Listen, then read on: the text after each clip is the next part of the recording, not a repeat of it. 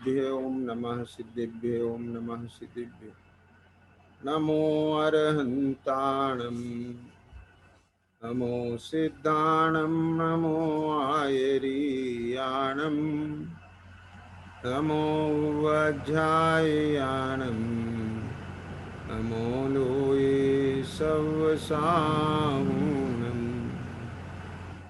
तीन भुवन में सार वीतिराग विज्ञानता शिव स्वरूप शिवकार नमो त्रियोग समार के।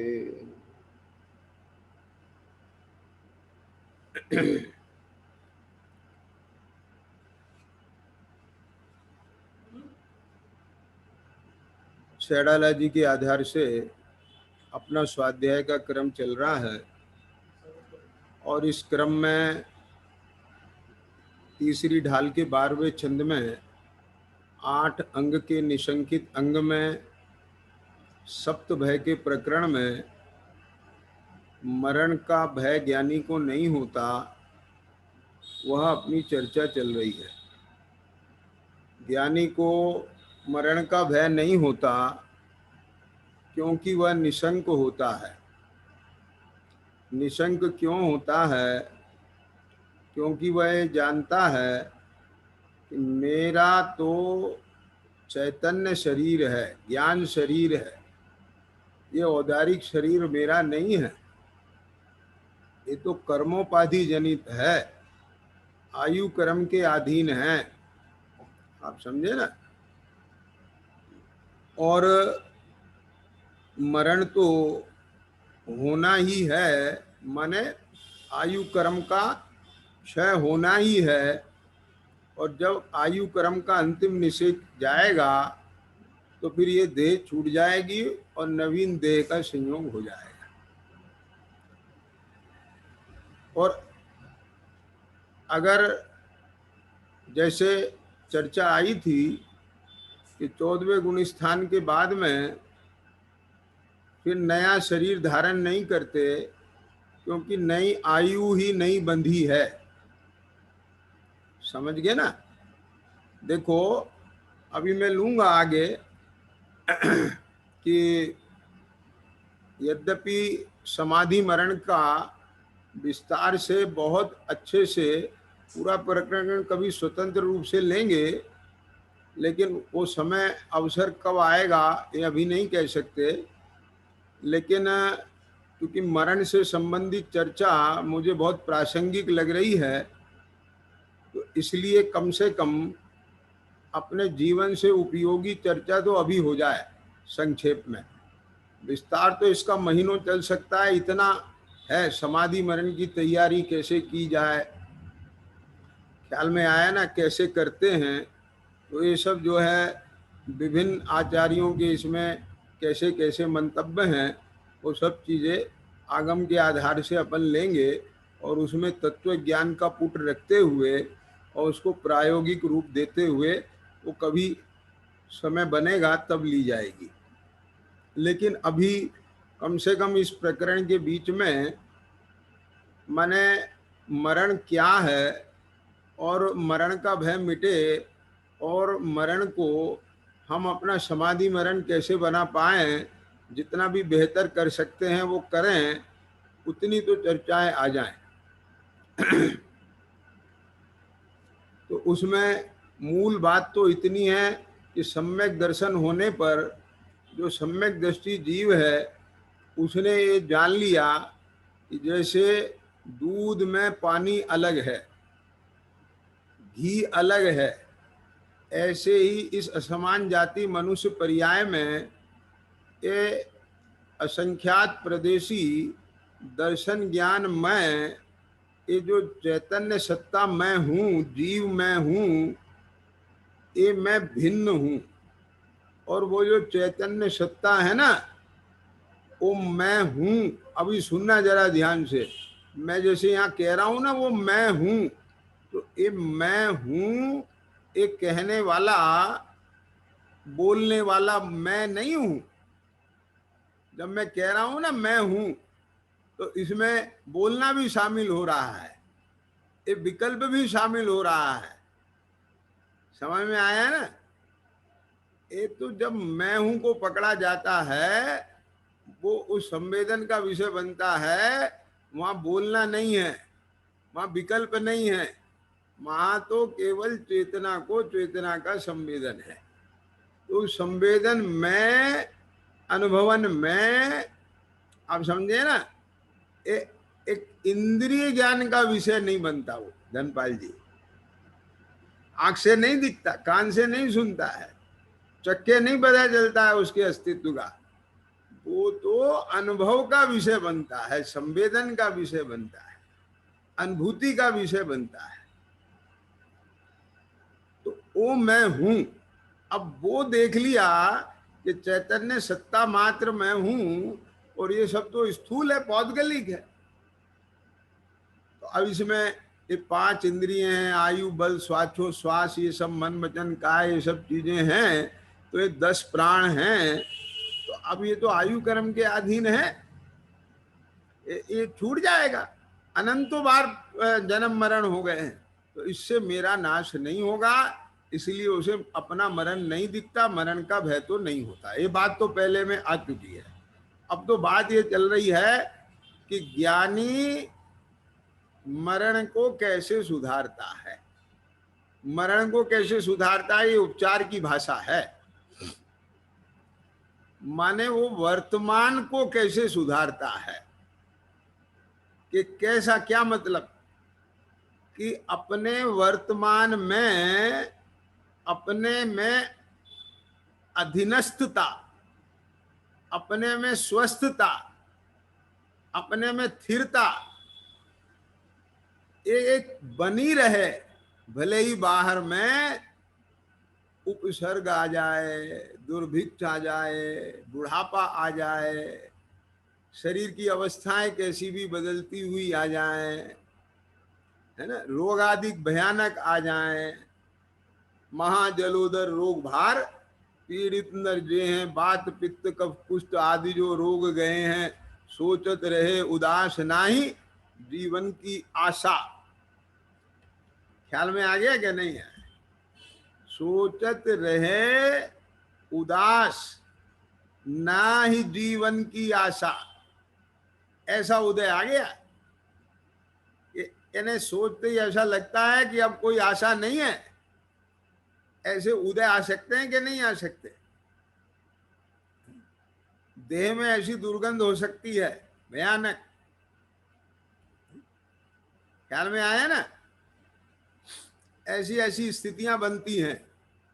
अभी अपने नहीं देखते धनपाल जी, अपन बहुत अच्छे अच्छे सब स्वस्थ लोगों को से मिलते हैं, देखते हैं।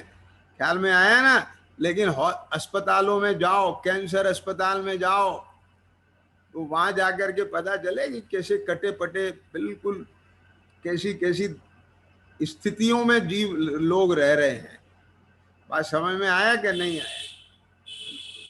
किसी के कहीं पेट में थैली बंधी है, आहार नली लगी है, मलमूत्र की अलग से बाईपास चल रहा है, किसी के अंग कटे हैं, कोई बस लेटा ही लेटा है।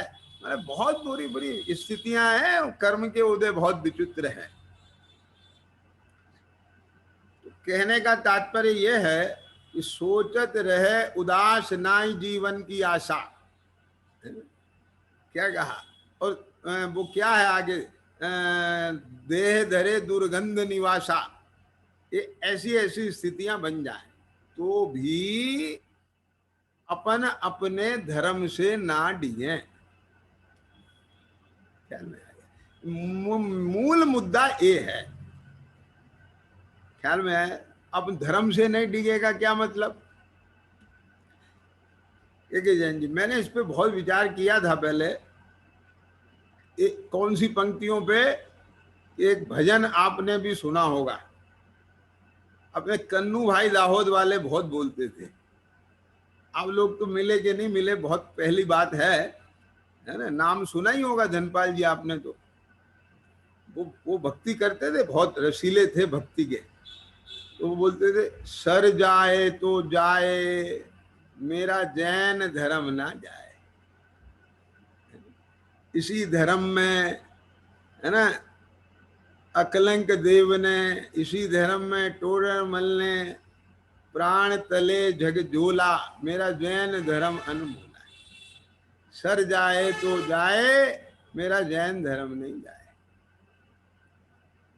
ये पहले चलती थी ये भक्ति बहुत। ये छोटी सी पुस्तक भी छपी थी तो उसमें थी बहुत सारी भक्तियां, उनमें से एक ये भी भक्ति थी।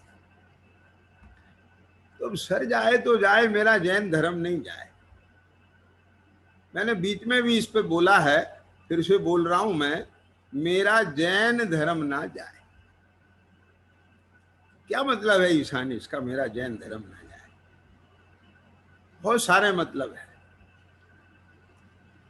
मैंने जैन धर्म की रक्षा के लिए जैसे निकलंक देव ने अपना प्राण तज दिए धर्म की रक्षा के लिए, तो वहां धर्म की रक्षा थी कि बाहर में अन्य लोगों से अपना धर्म, धर्म माने जो अपना भगवान की वाणी है, शास्त्र है, प्रभावना है, इन सब की रक्षा करना, नवदेवों की रक्षा करना एक तरह से। तो उसके सुरक्षा में जैसे उस सूकर ने मुनिराज की रक्षा करते हुए अपने प्राण तज दिए, तो एक तो ये अर्थ निकलता है कि मेरा जैन धर्म नहीं मिटना चाहिए, वो बराबर जयवंत वर्तना चाहिए, चाहे उसके लिए मुझे तन मन धन सब कुछ न्यौछावर करना पड़े, धर्म धर्मायतनों के लिए। एक तो अर्थ ही हो गया। और दूसरा क्या है कि जैन धर्म ना जाए, माने असली में जैन धर्म क्या है? न धर्म धार्मिको बिना, माने वो धर्म कहां पर आता है? दर्शन ज्ञान चारित्र में आता है। ख्याल में आया ना? ये है असली चीज। ये यही सब अर्थ निकालते हैं कि हम धर्म नहीं जाना चाहिए, धर्म के लिए हम तन मन धन न्यौछावर कर देंगे। जैन धर्म ना जाए माने मेरी परिणति में जो जैनत्व का जन्म हुआ है, ये जैनत्व का जन्म क्या हुआ है? इस सम्यक दर्शन से जैनत्व भाव जैनपना प्रारंभ होता है। क्योंकि इससे पहले तो देखा देखी पद्धति बुद्धि से, व्यवहार से ही देवगुरु धर्म की प्रतीति होती है जीवों को। उनके स्वरूप का अनुभव कहाँ होता है? उनके स्वरूप का अनुभव हो जाए तो अपने आत्मा का अनुभव हो जाएगा। ख्याल में आया कि नहीं आया? तो वहां जब जिसने जिनेंद्र को पहचाना और उन्हें वो जिनेंद्र ऐसे लगे और उन्हें अपना आदर्श बनाया और उन जैसा बनने का श्रद्धान हुआ, इसे भावना भाई, और उस मार्ग पर चलने के लिए कटिबद्ध हो गया, तो वहां से जिनेंद्र का भक्त सो जैन। तो ये जो तत्व का निर्णय अंदर में आया, अपने स्वरूप की प्रतीति आई, ये सारा सम्यक दर्शन आया, सम्यक ज्ञान आया, ये असली में जैन धर्म है। ये जो सम्यक चारित्र आया, ये असली में जैन धर्म है, जिनेंद्र का धर्म है। आप समझ गए ना? तो ये ना जाए, मेरी परिणति में से ये नहीं छूटना चाहिए, भले ही तन जाए तो जाए, धन जाए तो जाए। ख्याल में आया क्या नहीं आया? जैन धर्म क्या है? जैन धर्म की जय हो, जैन धर्म की जय हो, ये जैन धर्म नहीं है।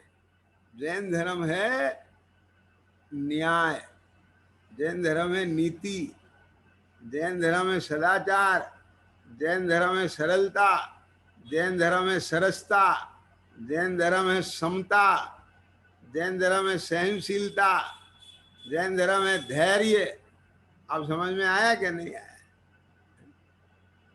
जैन धर्म है उदासीनता, क्या क्या सहनशीलता, ये सब जैन धर्म है। माने ऐसा नहीं है कि पैसे के चक्कर में हम इन सबको छोड़ दें। क्या क्या ये अर्थ निकालो इसमें से चिद्रूप। मेरी सहजता नहीं जाना चाहिए। क्या क्या धन जाए तो जाए, सबसे पहले धन जाए, यहाँ धन के पीछे से सहजता चली जाती है। क्या क्या आप समझे ना, कोई दिक्कत नहीं है कि पैसे के पीछे अपन अपने रिश्ते खराब नहीं करेंगे, संबंध खराब नहीं करेंगे। पॉइंट समझे ना। तो ऐसे ही पैसा तो बहुत मोटी चीज है, पैसे के चक्कर में हम अपनी सहजता नहीं बिगाड़ेंगे, अपना धर्म नहीं बिगाड़ेंगे। धर्म नहीं बिगाड़ेंगे का अर्थ है सहजता नहीं बिगाड़ेंगे किसान। क्यों? क्योंकि धर्म होने का मतलब है सहजता होना जीवन में। जिसके जीवन में सहजता है उसके जीवन में धर्म है, और जिसके जीवन में सहजता नहीं है वो कितना ही धर्मात्मा दिखता हो, मां धर्म नहीं है। ख्याल में आ गया कि नहीं आया? धर्म के लक्षण है कि नहीं है? क्षमा, मार्दव, आर्जव, सत्य, सूत, ये लक्षण है ना। तो जहां धर्म होगा तो लक्षण होंगे कि नहीं होंगे? तो ये वो तत्व नहीं जाना चाहिए, वो तत्व नहीं मिटना चाहिए। ये मेरा सबसे बड़ा कर्तव्य है। किसके प्रति? सुनना, व्यवहार से कहें तो उस जिन धर्म के प्रति, उन देवगुरु धर्म के प्रति जिन्होंने मुझे ये स्वरूप बताया, और निश्चय से कहें ये मेरा मेरे प्रति कर्तव्य है। ख्याल में आएगा कि धर्म नहीं जाना चाहिए मेरे जीवन से, ये मेरा फर्ज है, मेरा कर्तव्य है। मैं धर्म को धर्म के लिए धारण नहीं करता हूं, मैं धर्म को किसी भगवान के लिए धारण नहीं करता हूं, इस धर्म को मैं मेरे लिए धारण करता हूं। क्योंकि जब तक मेरे में धर्म का धारण पना है, धर्म है, तो मेरे जीवन में, मेरी परिणति में शांतता है, सहजता है, समता है। ख्याल में आ गया कि नहीं आया? सुख है, शांति है, आनंद है। अब ये चीजें समझ में आना चाहिए। अब लोगों को धर्म करो, धर्म करो, धर्म करो, तो वो ये समझते हैं क्रिया वाला धर्म करो, प्रवृत्ति वाला धर्म करो। तो वो कहते हैं इससे हमें क्या मिलेगा। लेकिन उनके ज्ञान में ये आ जाए कि धर्म माने क्या है और धर्म से क्या मिलता है। जो मैंने तत्व गिनाए आपको, ये सारे तत्व उसके जीवन में आते हैं। शांतता, धैर्य, है ना, सहजता, निर्भयता, निशंकता, निरपेक्षता, प्रभुता। नहीं तो इन्फेरेटिव कॉम्प्लेक्स चलता रहता है ना, दीनता के भाव बने रहते हैं, अकड़ मकड़ बनी रहती है। नहीं, तो वो सारी चीजें मैं डिफाइन करूंगा जो वीकली क्लास चलेगी। ख्याल में आ गया ना? उसमें सब बताऊंगा कि धर्म माने क्या, और ये सारी चीजें वहां आएंगी। तो कहने का तात्पर्य ये है कि ये समाधि मरण की तैयारी माने वो तैयारी क्या कि कैसे भी विपदा के काल आ जाए, यहां तक कि मरण का भी काल आ जाए। मरण से बड़ी कोई इस दुनिया के अंदर विपरीतता नहीं मानी जाती। क्या समझ में आ गया? आप कहते हैं ना क्या करेगा, बस ज्यादा से ज्यादा मरना पड़ेगा ना। अब इसके बाद तो कुछ नहीं बच जाता, कि नहीं बच जाता विपिन जी? बोलो। तो मतलब क्या हुआ कहने का कि मरण जैसा भी उदय आ जाए तो उस उदय में भी मेरा धर्म ना जाए। बस इसकी तैयारी का नाम है समाधि मरण की तैयारी।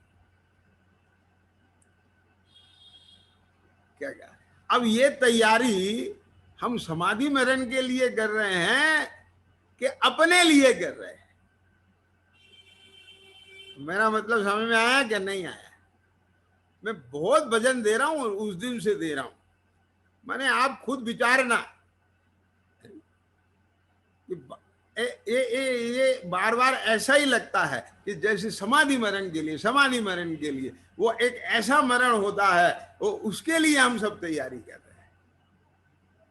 क्योंकि जैन जी आप पकड़ रहे हैं ना मैं क्या कहना चाह रहा हूं ना?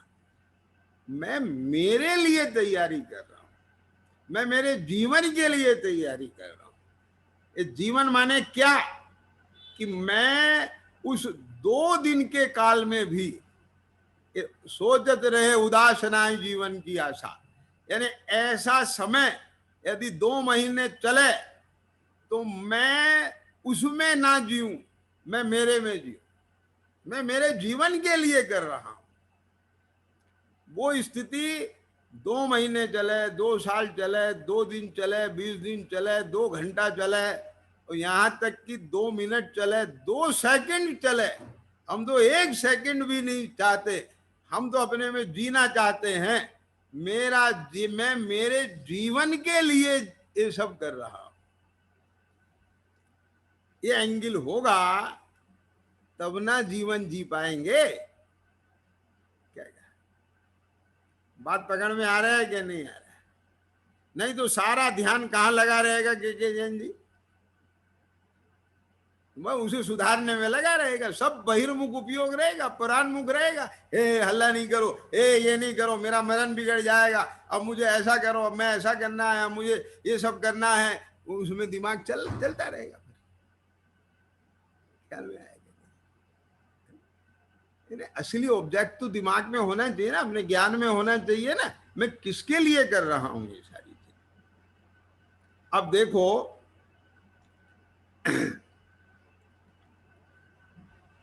आप विस्तार से पढ़ना चाहेंगे तो रतनकंड श्रावकाचार्य जी में 7वां संलेखना अधिकार बहुत विस्तार से लिखा है। अब मैं उसका पूरा आपको लाभ दूं तो ये संभव अभी नहीं है। वो तो फिर जब स्वतंत्र रूप से जब अलग विषय चलेगा तब पूरा संभव है, लेकिन उसका सेंट्रल आइडिया मैं यहाँ रखूंगा। उधर मरण कंडिका ग्रंथ है, भगवती आराधना ग्रंथ है, और बहुत चीजें हैं, समाधि दीपक है, बहुत है अपने आगम में जिनमें समाधि मरण की चर्चाएं आचार्यों ने, ज्ञानी धर्मात्माओं ने, सबने इस पर लेखनी चलाई। लेकिन आप एक बात समझिए, तो ये जो मैंने आपको थीम बताई है ना, ईशान क्या कहा, ये सारे विश्लेषण में अपन इसको व्याप्ति बैठाएंगे तो बैठेगी। तो मैं कुछ नमूना यहाँ रखता हूँ, तो अब उसके आधार से आप मिलान करना, तो आपको ये बात जचना चाहिए। देखो ये भगवती आराधना की विजयोदया टीका के आधार से मैं चर्चा ले रहा हूं, और इसमें 25 नंबर की गाथा है। 24 नंबर की गाथा में उन्होंने ये बात कही कि ऐसा नहीं है कि मरण के समय ही अभ्यास कर लिया जाए, ध्यान कर लिया जाए, ऐसा नहीं है। मरण समय से पहले ध्यान के परिकर का अभ्यास न करने वाला, यद्यपि कोई मरते समय आराधना करे, पहले से उसने आराधना नहीं करी जीवन में, और मरते समय आराधना करे, ख्याल में आ गया ना, वह स्थाणु दृष्टान मात्र है। जो हम बता रहे थे ना, स्थाणु मूल निधानवत, तो वो वैसा है, सर्वत्र प्रमाण नहीं है। इसलिए हमने ये भगवती आराधना ग्रंथ रचा है। ताकि आप जीवन में उन आराधनाओं को लागू करें, अपने जीवन में उन आराधनाओं को करें, एडॉप्ट करें उन्हें।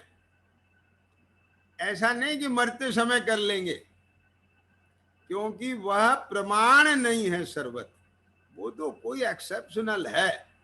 कितना मुश्किल है कि आप मृत्यु के समय ही कर लेंगे। इस है ना, स्थानु मूल निधानवत, ख्याल में आ गया ना। तो स्थानु कहते हैं ठूंठ को, मैंने बताया था वो सब। तो वो अंधा टकरा गया। तो बहुत कम, रेयर, करोड़ों लाखों में अरबों में एक आदमी का ऐसा हो जाए तो हो जाए।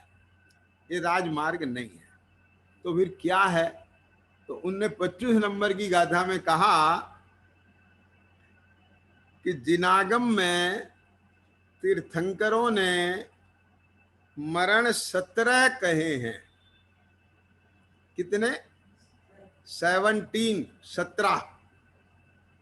उन 17 प्रकार के मरणों में से भी यहां संक्षेप से 5 मरणों को कहूंगा। अब हमने भी एक दिन चर्चा की थी ना 5 मरण की। बाल बाल मरण, बाल मरण, बाल पंडित मरण, पंडित मरण, पंडित पंडित मरण। लेकिन ये जो 17 है ना, इस 17 को मैं संक्षेप में बताऊंगा आपको। और ये मैं इसलिए बताना का भाव आया मुझे कि ये जो 17 प्रकार के मरण आचार्यों ने बताए तो वो होते हैं, लेकिन उन सब में हमें अपना प्रयोजन परक चर्चा करनी है। इन 17 की समझ में आया कि नहीं आया? ज्ञान में तो आए ना क्या है, ये विज्ञान ख्याल में आए। जो मैंने अभी इस तक खोला है वो आपको टैली होगा इससे। देखो, इसमें ये कहते हैं कि मरण अनेक प्रकार के हैं, ऐसा अन्य शास्त्रों में कहा है।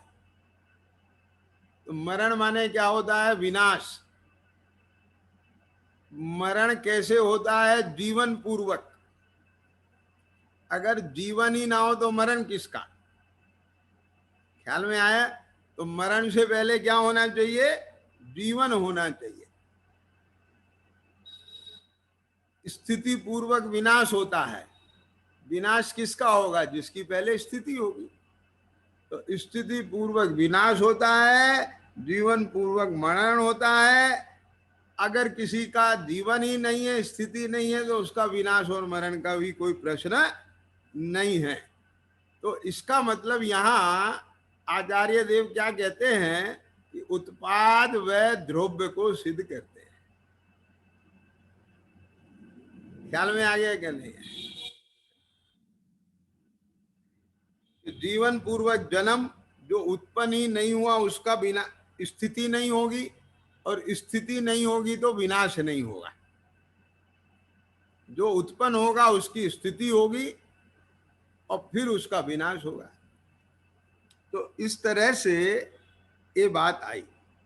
लेकिन लौकिक में पर्याय के विनाश को मरण कहते हैं। और वो पर्याय कौन सी हैं?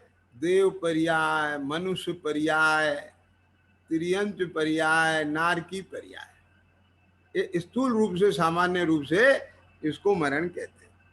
प्राण छोड़ने को मरण कहते हैं। ख्याल में आया? प्राण धारण करने को, प्राण ग्रहण करने को जन्म कहते हैं। प्राणों को धारण किए रहने को जीवन कहते हैं, और प्राणों के नाश को मरण कहते हैं। प्राण के 2 भेद बताए। आप समझते जा रहे हैं ना कि द्रव्य प्राण और भाव प्राण। तो 5 इंद्रिय, 3 बल, मन वचन काय, और श्वासोश्वास और आयु, ये 10 प्राण हैं। ख्याल में आया ना? देखो अपने कितनी इंद्रिय हैं? ईशान 5 इंद्रिय है ना। मन भी है, वचन भी है, और काय भी है। श्वास भी लेते हैं ना, छोड़ते हैं, श्वासोश्वास, और आयु है। इनमें से ये 10 प्राण कहलाते हैं। ठीक हो गया?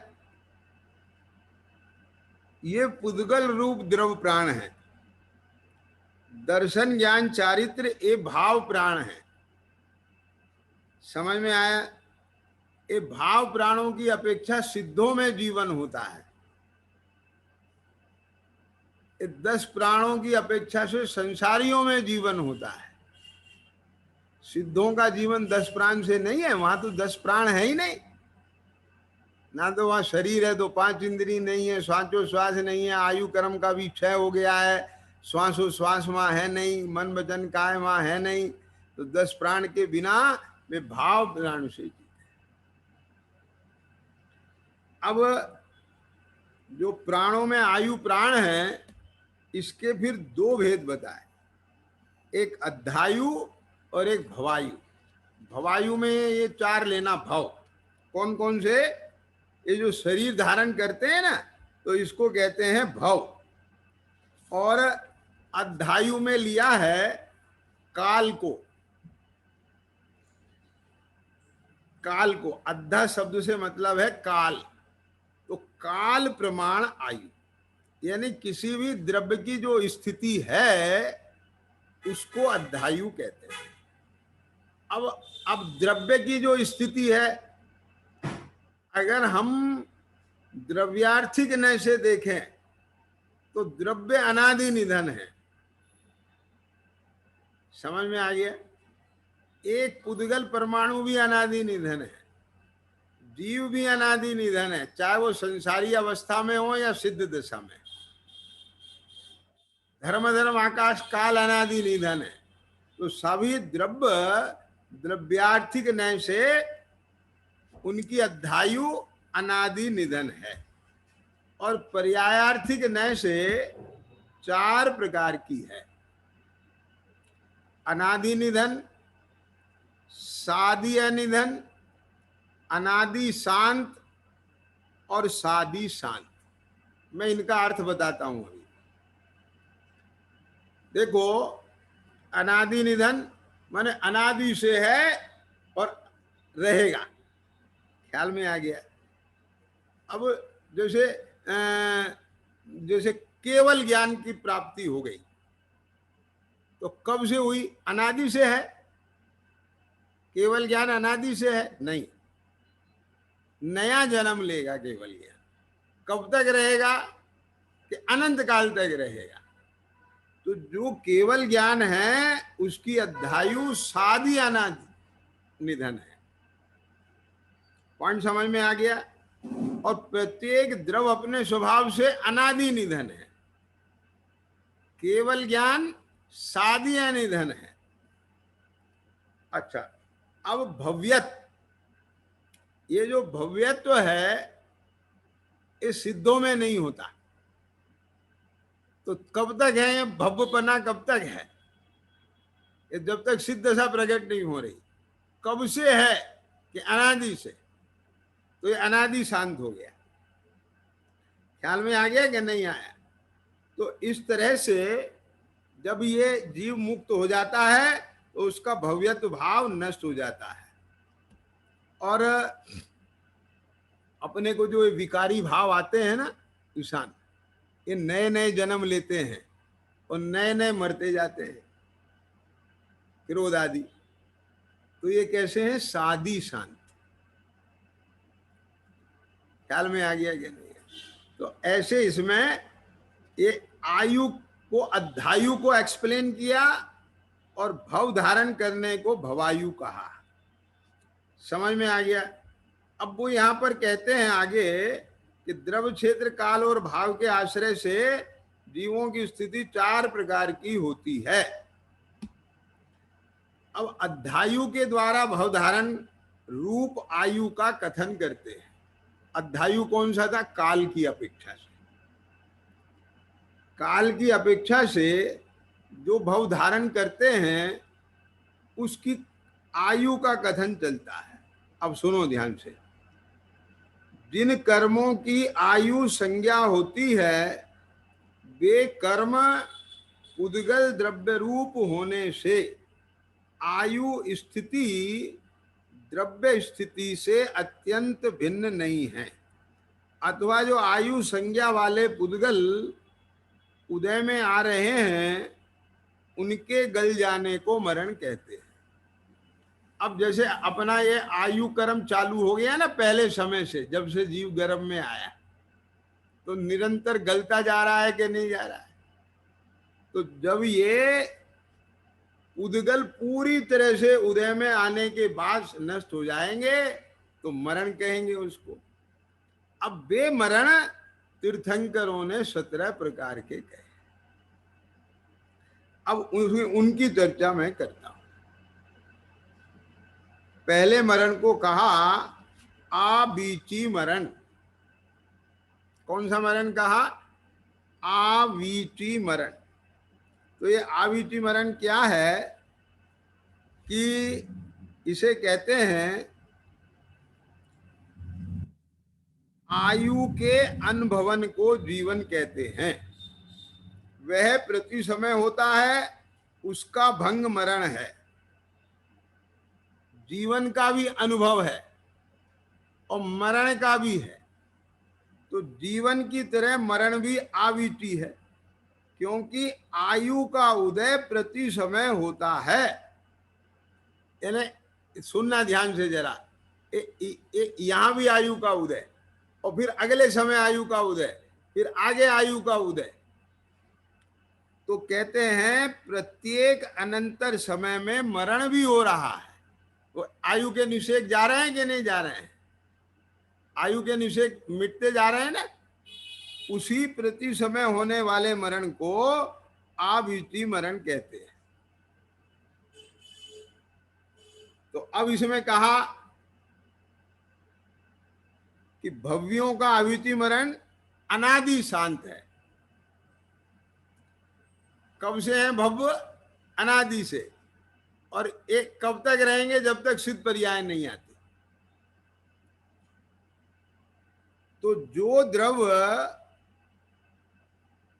द्रव भव्यत्व को प्राप्त था, वो ही द्रव अब सिद्ध पर्याय को प्राप्त हुआ। क्या कहा?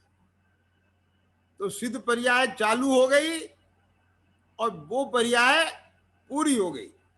तो भव्य पर्याय कब से थी? कि अनादि से। और कब तक रही? कि जब तक सिद्ध पर्याय नहीं प्रकटी। तो ये हो गई अनादि शांत।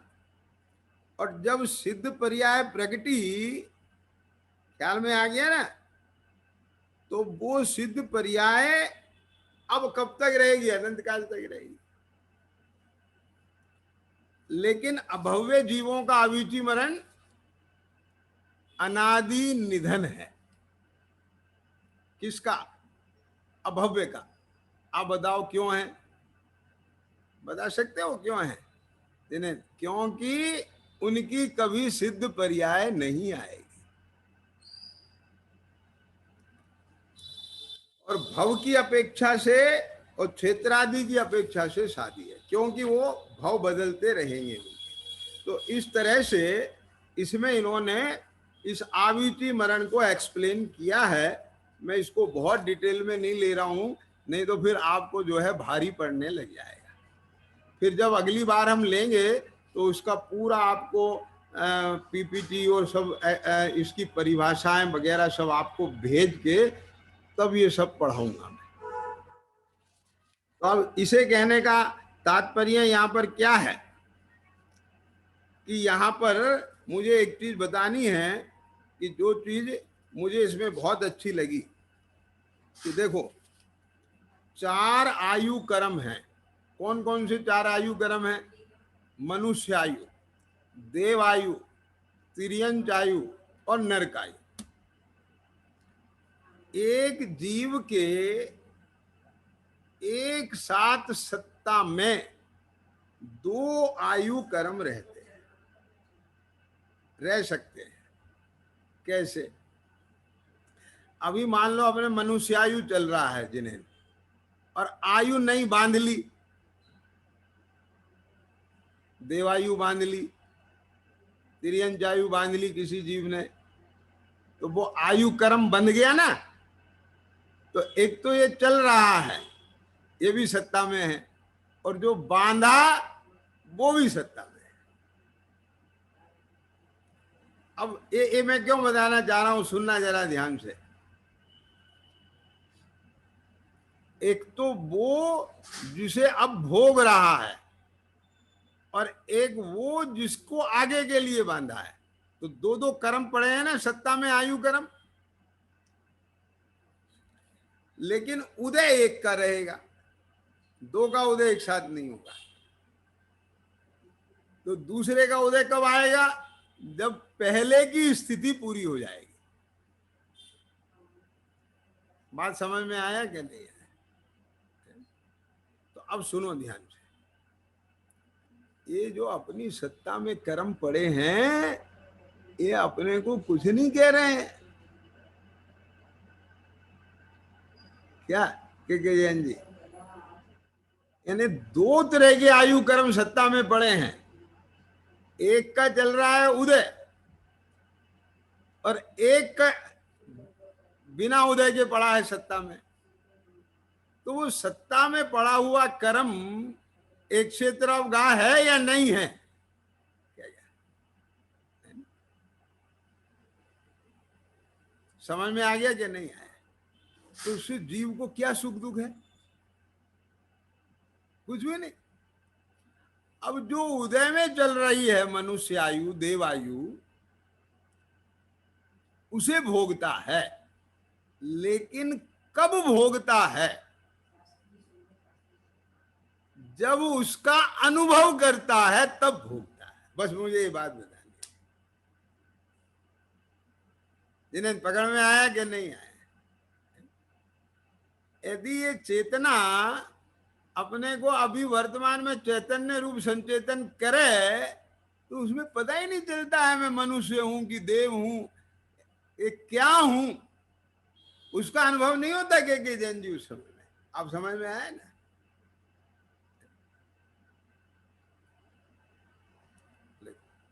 ख्याल में आ गया कि नहीं आया? हालांकि यहां पर एक चर्चा और है, मैं आपकी जानकारी के लिए बता देता हूं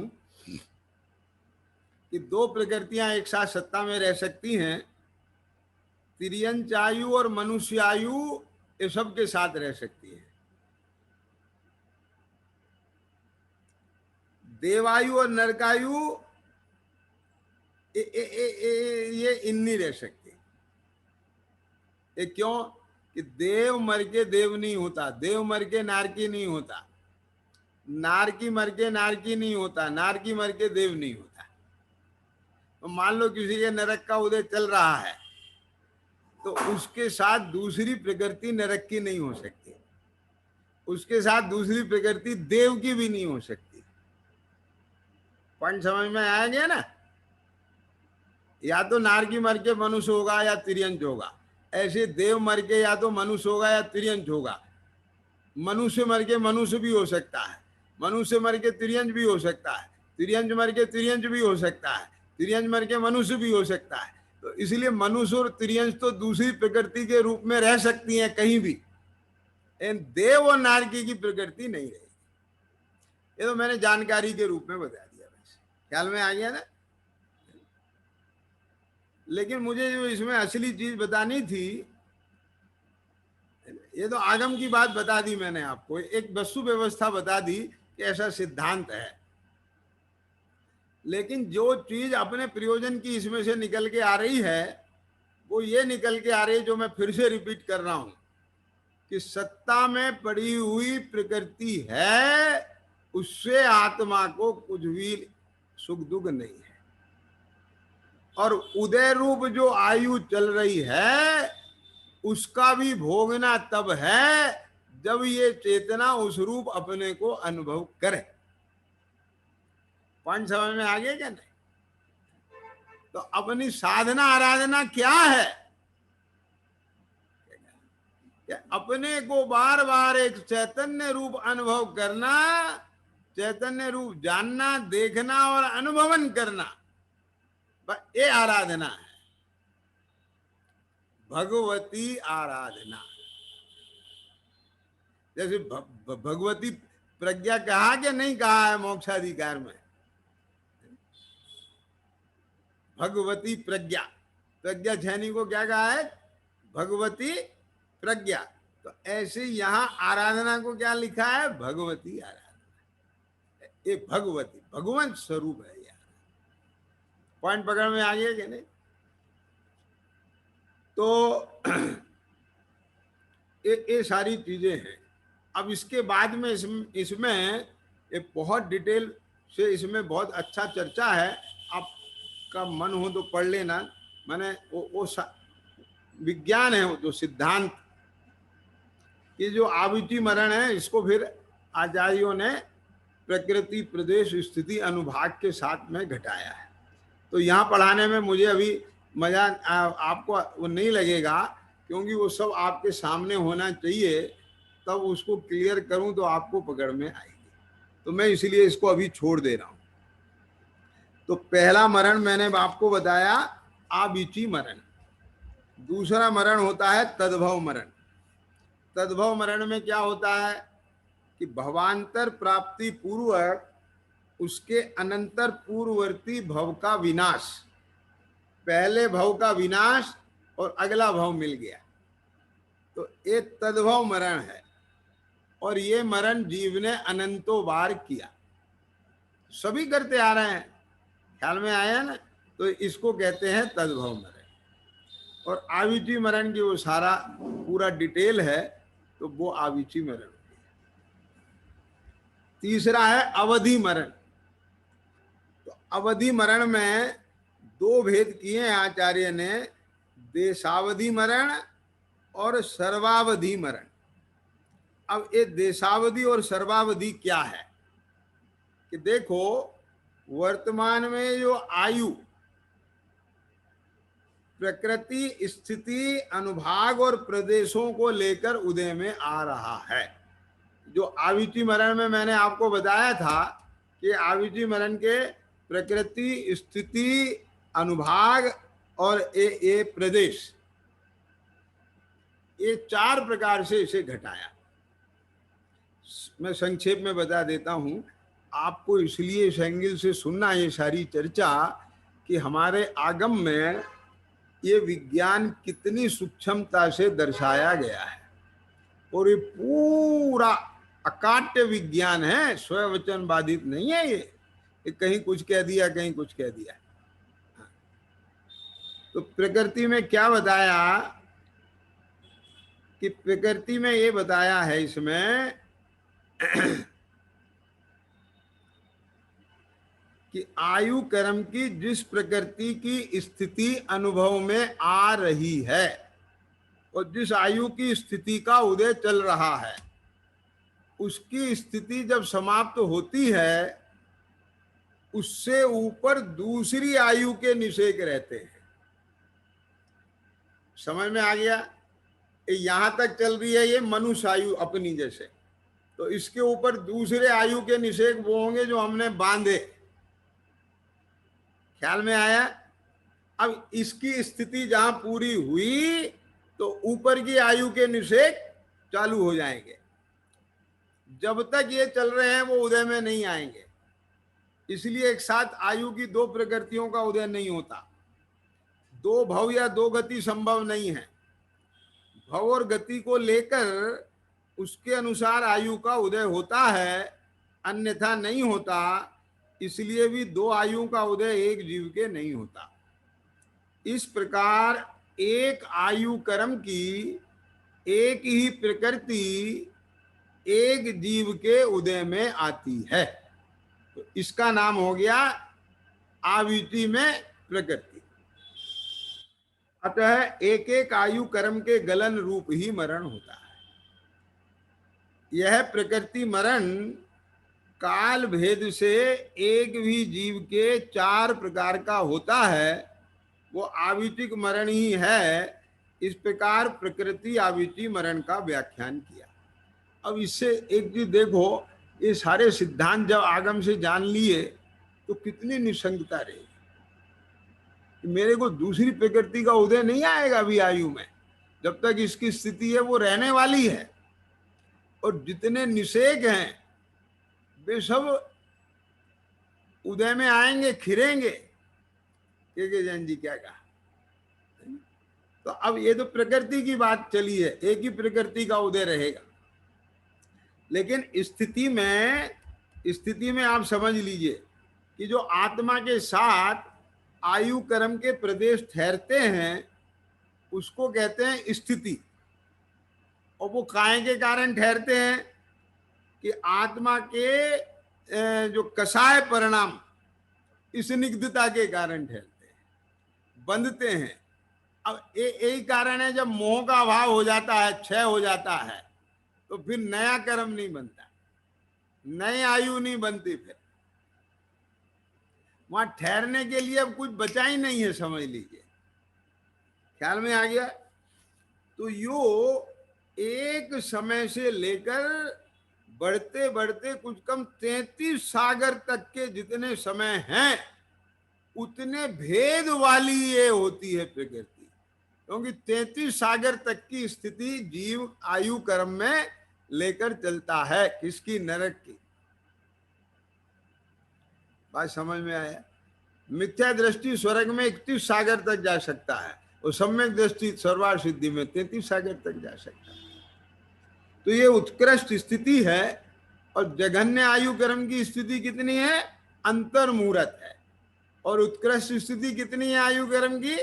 33 सागर है। तो इस प्रकार से ये स्थिति आविति मरण कहलाता है। अनुभाग में जो वो कर्म पुद्गल हैं उनके रस के अनुभव को अनुभाग कहते हैं। ख्याल में आ गया? और जो आयु संज्ञा वाले पुद्गल हैं उनके एक एक मतलब कहते हैं कि जो जीव के साथ में सत्ता में पड़े हैं तो उनके गलने को प्रदेश आवित का मरण कहते हैं। तो अब ये जो तीसरा अवधि मरण मैंने बताया है, सर्वावधि और देशावधि, तो इसमें एक बात आचार्य कहते हैं कि आपने इस भव में, ये जो अभी हमारा भव चल रहा है, जिस प्रकृति प्रदेश अनुभाग और स्थिति को लेकर आयु बांधी, जिसका उदय चल रहा है, बिल्कुल उतना ही लेकर के जब आगे के लिए जाए वैसा ही ठीक, तो सर्वावधि। और उसका एक देश लेके जाए तो वो देशावधि। बिल्कुल सादृश्य नया बंध लेके जाए। भाई अभी जो हमारा उदय जो भी आयु कर्म का चल रहा है, जिस प्रकृति स्थिति अनुभाग को लेकर के आगे के लिए भी सेम वो ही लेके जाए तो उसको कहते हैं सर्वावधि। और एक देश लेके जाए उसे देशावधि कहते हैं। और अगर वो असमान लेके जाए, क्या कि ना तो पूरा अभी जैसा ना एक देश जैसा, बिल्कुल डिफरेंट, तो उसको कहते हैं आद्यंत मरण। तो अब देखो इसमें से ईशान तुम समझ सकते हो कि ये बिल्कुल वैज्ञानिक चीज है। क्या वैज्ञानिक चीज है ये जो मैं बताना चाहता हूं? वैज्ञानिक चीज ये है कि ये जो आयु जीवों की दिखने में आती हैं, कोई ना कोई ऐसी शक्ति होना ही चाहिए कि जिसके निमित्त से ये आयु की स्थिति सबकी कम ज्यादा देखने में आती है। ऐसी तो कोई व्यवस्था नहीं होना चाहिए कि जब जिसकी जैसे मर्जी आयु हो जाए। ये तुकबंदी वेदों नहीं चल सकती। ख्याल में आ गया क्या नहीं आया? तो वो कर्म का नाम है आयु कर्म। और आयु कर्म उसके जो पुद्गल निषेध हैं वो एक एक समय कम होते जा रहे हैं। समझ में आ रहा है? देखो, नारकी और देवों में अकाल मरण नहीं होता। अकाल मरण का मतलब है कि वो जितने स्थिति का कर्म बांध के गए हैं 10,000 वर्ष का, तो वहां 10,000 वर्ष से पहले कुछ भी होए उनका मरण नहीं हो सकता। सुनना ध्यान से जरा। अब मान लीजिए देव पर्याय में आप 2 सागर, 5 सागर, 10 सागर की आयु बांध के गए हैं, तो उससे पहले आप चाहें तो भी मरण नहीं हो सकता। तो नारकी की स्थिति आयु की कम नहीं होती, कोई भी निमित्त मिल जाए, और देवों की नहीं होती। लेकिन विष भक्षण आदि से मनुष्य और तिर्यंचों की आयु से पहले भी मरण होता है, इसका नाम अकाल मरण है। तो अब ये क्या होता है कि बेनिषेक जो मान लो यहां 60 साल में एक एक समय करके गलते, जिन्हें समझ में आ रहा है ना, तो 40 साल तक तो एक एक समय करके गले, और उसके बाद कोई ऐसा कारण बना, एकदम एक्सीडेंट हो गया, बम ब्लास्ट हो गया, क्या समय में आया, या कोई ऐसा रोग का कारण मिल गया, विष भक्षण कर लिया, सुसाइड कर लिया, तो उसमें एक साथ में 10 साल वाले निषेक जो 10 साल में गलते, वो एक साथ खिर गए।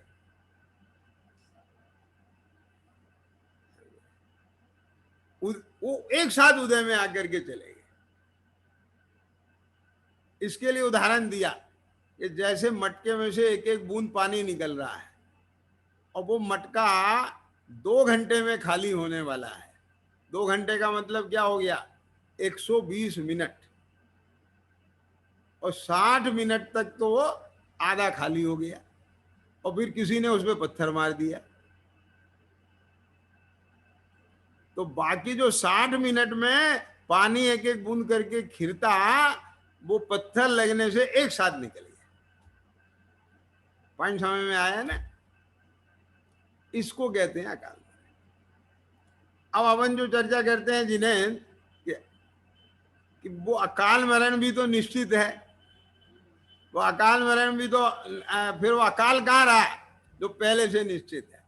उसका मतलब ये है कि केवल ज्ञानी भगवान के ज्ञान में वो जानने में आ रहा था कि इसका ऐसे पत्थर लगने से मटका जो है एकदम पानी बिखर जाएगा, तो ऐसा निमित्त बनने से इसके आयु के निषेक समय से पहले खिर जाएंगे।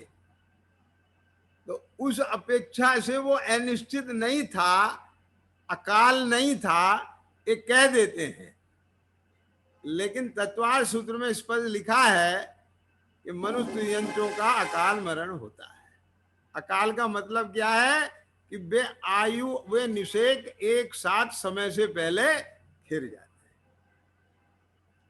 अब इसमें भी मालूम है, ये जो 17 प्रकार के मरण मैंने पढ़े हैं, इसमें भी वो चीज निकल के आई है।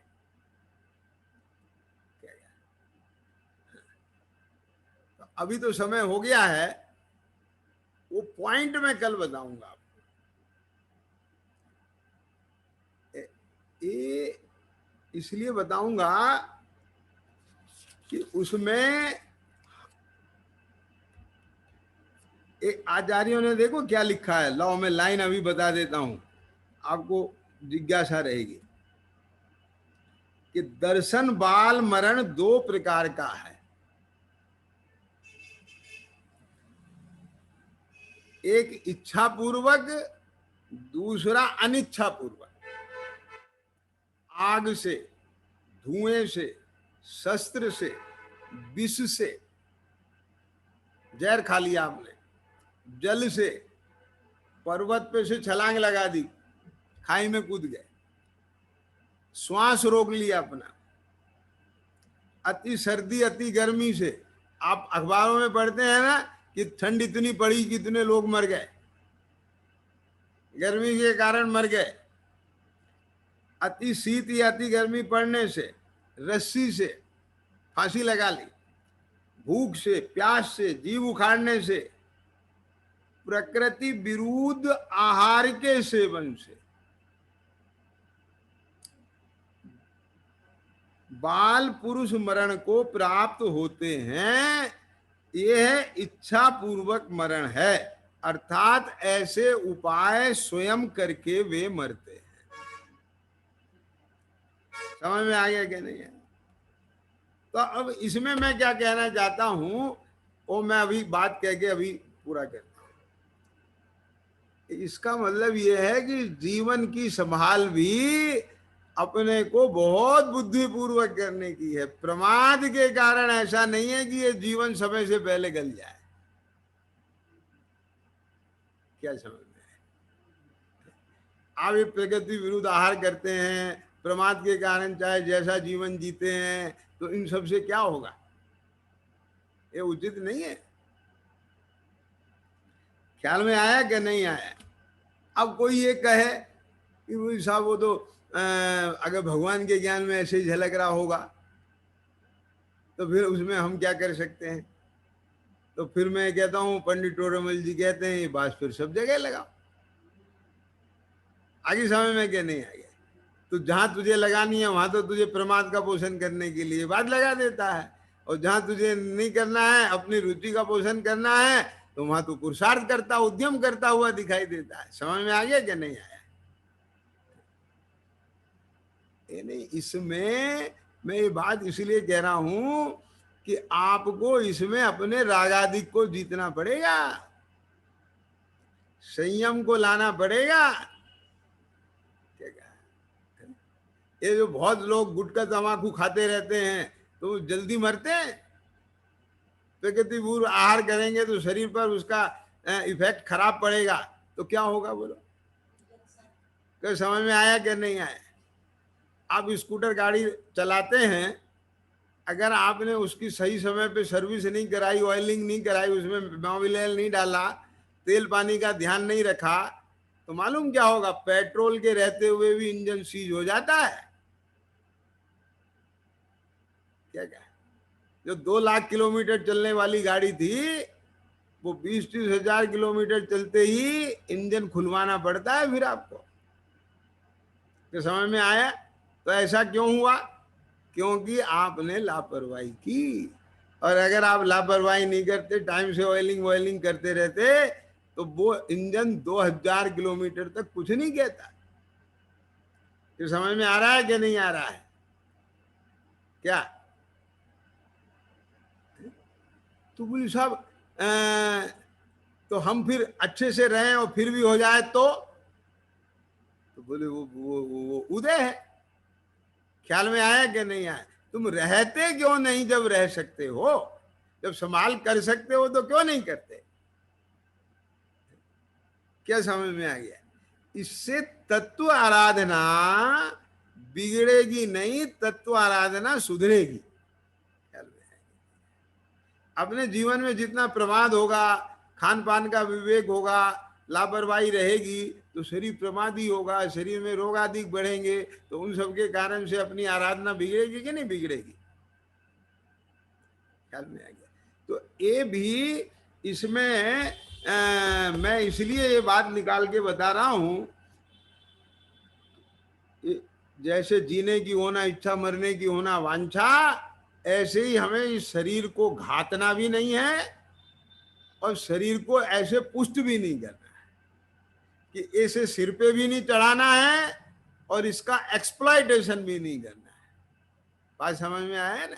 जैसे अपन घर में नौकर को रखें तो ऐसा भी नहीं करना है कि उस नौकर को सिर पे चढ़ाए हम उसके नौकर बन जाएं, और इतना दबाना भी नहीं है कि अति भारार्पण हो जाए, उसके साथ में अत्याचार हो जाए, अनाचार हो जाए। समझ में आ गया क्या नहीं आ गया? सही तरीके से कायदे से रहेंगे तो नौकर के साथ हमारी डीलिंग 2-4 महीने नहीं, जीवन भर रह सकती है। क्या बोला? तो ऐसे ही ये जितनी स्थिति को बांध के जीव आया है, तो शरीर के साथ में उतना डीलिंग रहे, तो अपन बुद्धिपूर्वक वो काम करो। बाकी तो जो होनार होगी होगी, उसे क्या घबराने की बात है? अब वो होनी होगी तो होएगी ना, क्या है? होना होएगी तो होए, उसकी हमें चिंता नहीं। ख्याल में? लेकिन हम जानबूझ करके इस देह को क्यों आग में डालें? ये चीज तो हमारे यहां से भी निकल के आ रही है कि नहीं आ रही? 122 नंबर के कलश से। ये क्या कि जिसका इलाज नहीं दिखता हो, मिटने का उपाय नहीं दिखता हो। समझ में आया कि नहीं आया? ऐसा उपसर्ग आने पर क्या कर, देह का त्याग कर दे, धर्म का त्याग नहीं। पॉइंट समझ में आया?